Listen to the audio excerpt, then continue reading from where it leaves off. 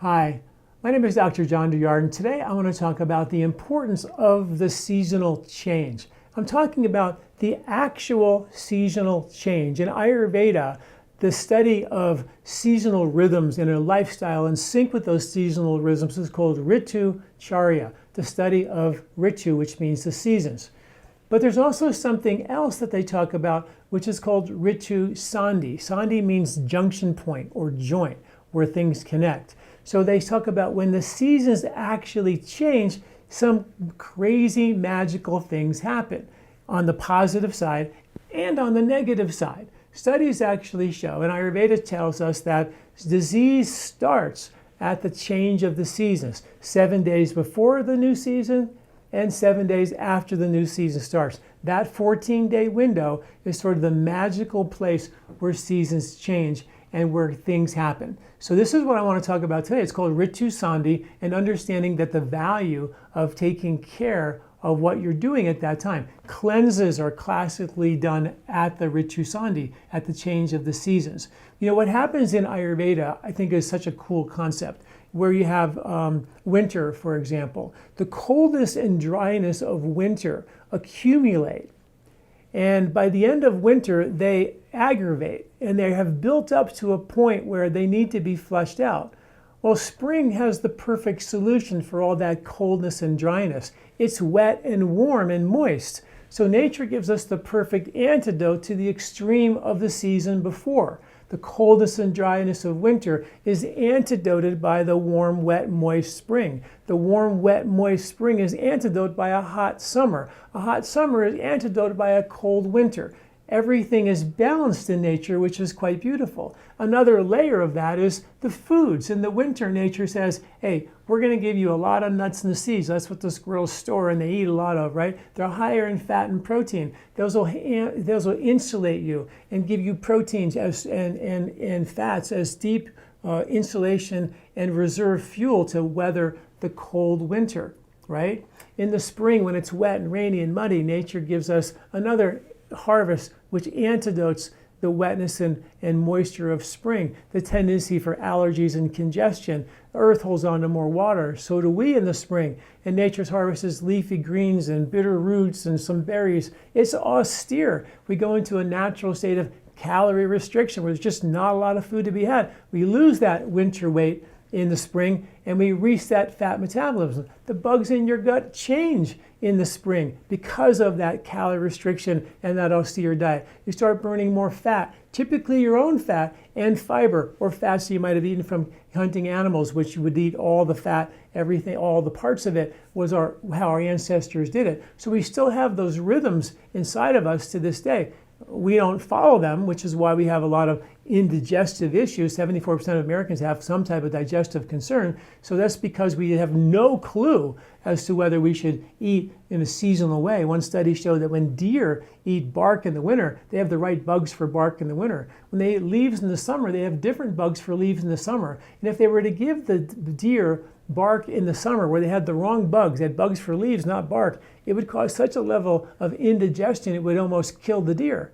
So if deer die when they eat out of season, you got to think, what about us? We just get away with that because it's not an issue. So it's really important to understand that we are seasonal eaters, and that seasonal food is part of the antidoting of the extreme of each season. In the summer, you get cooling fruits and vegetables to antidote the heat. And and as I mentioned before, when it comes to the Ritusandhi, the accumulation of the coldness and dryness of winter maximizes right at the end of winter.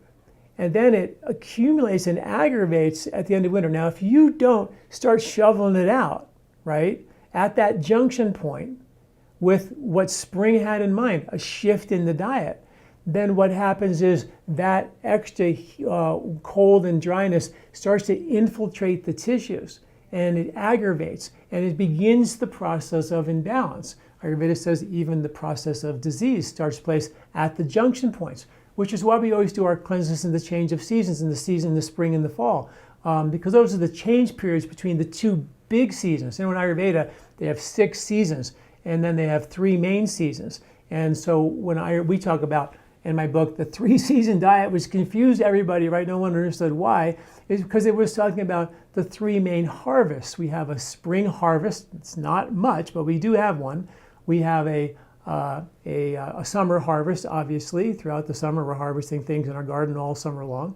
And at the end of the summer, we have a fall harvest, which includes nuts and seeds and grains and legumes and beans and root vegetables that store through the winter. And nature takes a vacation. Nature is everything in nature is based on cycles of rest and activity. So winter is sort of that dormant season. So from the perspective of how we interact with nature, when we harvest from nature, particularly in the equatorial regions, we're talking about 3 seasons of interacting with harvests from nature. That's what that means, right? So that's the whole point. So the change of the season from winter into summer is spring. So that big window is an opportunity. You could refine that down to the exact time in March when we actually see the seasons change, or when summer just begins. You can do it at those points as well, for sure.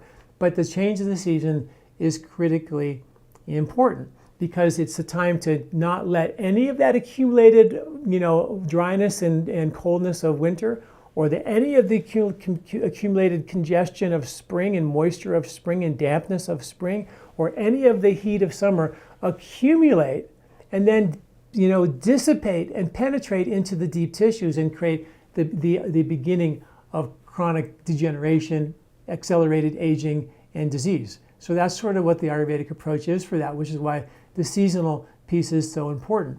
And they also talk about sandhi, means the junction point between the seasons. But there's also many other junction points. There's what are called marma points on your body, which are junction points between, they say, consciousness and your physiology. There's periods of time in your life when you go from your child to adult, from adult to a senior. Those are junction points in your life. And every time you make a junction point, they say that's a spiritual opportunity, oftentimes missed, but it is a spiritual opportunity, because in Ayurveda you have vata, pitta, and kapha. And the underlying elements of vata, pitta, kapha are what are called the elements, the 5 elements, which are at the junction point between energy, photons, particles, waveforms, and matter. That's the first bridge between consciousness and matter, are these elemental agents, which then make up vata, pitta, kapha. So when you go from a transition from winter vata to spring kapha, your body is dipping back into those elements are dipping back in, and they're reconstituting themselves into the energy of kapha. And then when kapha ends, you're reconstituting those elements into the energy of summer or pitta. And so every time you make that transition, you're dipping into that field of consciousness.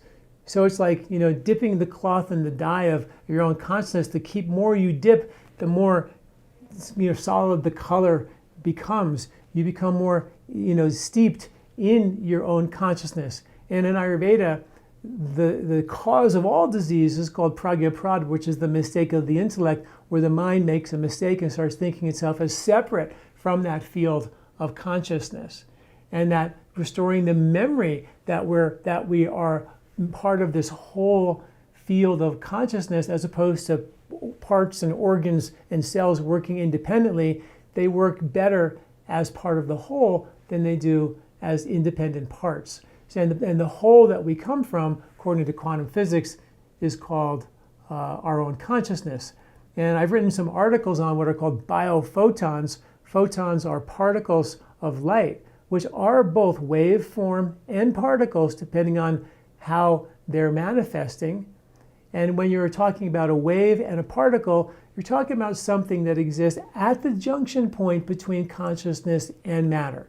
And that's what these biophotons do. And now I've written a bunch of articles recently. Go to lifespa.com, type in biophotons, read these amazing articles. Biophotons are information-carrying particles in our body that help the body stay healthy. But they also we're also emitting and receiving them from outside of our body. And if we're super stressed out and we sit next to somebody who is healthy, we can actually imbalance them by our incoherent biophotons. Science is quite amazing. And these biophotons are also affected by our intention.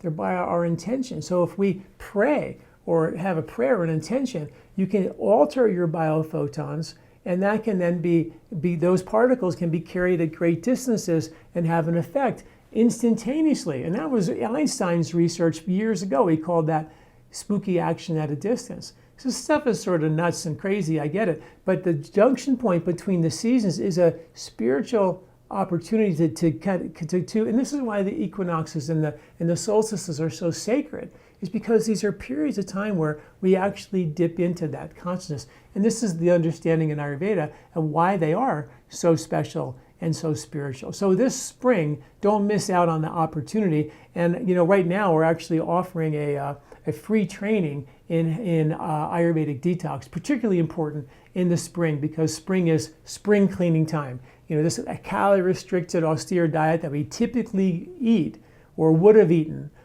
forces us to detox fat, where we store and burn fat as fuel, reset fat as the fuel, but also dump all the old toxins out of those fat cells. And that was written thousands of years ago in Ayurveda, before we had 90 million tons of toxic chemicals dumped in our American environment in 2019. And those toxic chemicals, they filter from the coal mine plumes and the air, the mercury on our food. We eat that. We have to be able to digest that stuff. And because our digestion is our ability to detoxify. So if you have issues with eating, or you're not eating wheat or dairy or nuts or seeds or have food intolerances, you got to reset your digestion so you can detoxify those. You can't just not eat the food. For sure, to feel better you would, but that's a short-term symptomatic relief. That's not a long-term fix or cure. The long-term is to do a digestive reset. And that's what's so cool about the Ayurvedic cleanses, that they're all about resetting digestive function, healing and repairing liver function, lymphatic function, repairing and sealing the intestinal skin and lining. All these are part of an Ayurvedic cleanse that I go into great detail in that my free Ayurvedic Detox, which is a 4-hour training. It's 4 different videos that come out in different days, and you watch them. It's all for free, and it's a really wonderful education. And we put out these free trainings, as you probably know, regularly, so it's not something new. We always put out free knowledge, and every once in a while we put out a whole free training that goes really deep into some deep topic. And this spring we're doing it on Ayurvedic Detox. So check that out at lifespa.com. Tune into that, sign up for that free training, and enjoy a healthy spring. Remember, spring is nature's new year, right? So let's start nature's new year off on the right foot and take care of the opportunities that exist in this junction point between winter and spring, or even spring and summer, wherever you choose to do your cleansing or take advantage of that. Makes great sense. All right, thanks for listening. I'm Dr. John Douillard. Do you like this video? Don't forget to subscribe and share. This recording is brought to you by LifeSpa, where ancient Ayurvedic wisdom meets modern science. Get access to free health video newsletters by Dr. John at lifespa.com. These statements have not been evaluated by the FDA. These products are not intended to diagnose, treat, cure, or prevent any disease.